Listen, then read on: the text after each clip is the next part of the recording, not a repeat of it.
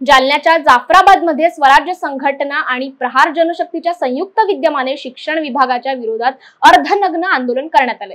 सरकारी योजनेतून विद्यार्थ्यांना 15 ऑगस्ट पर्यंत शालेय गणवेश देण्यात येणार होते, मात्र ते आजतागायत मिळाले नाहीत। सरकारने मोठ्या योजनांप्रमाणे विद्यार्थ्यांसाठीच्या योजनाही रखडल्या। खाजगीकरणामुळे शिक्षणाचे वाटोळे होत असून याबाबत आता पालकांनी आवाज उठवावा असं आवाहन आंदोलनकर्त्यांनी केलं आहे। जय शिवराय। फुले शाहू आंबेडकरांना विनम्र अभिवादन करतो।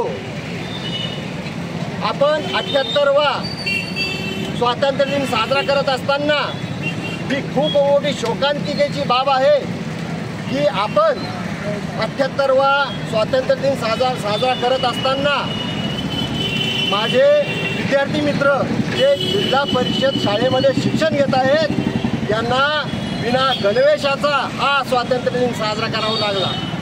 या सरकारला लाज वाटली पाहिजे।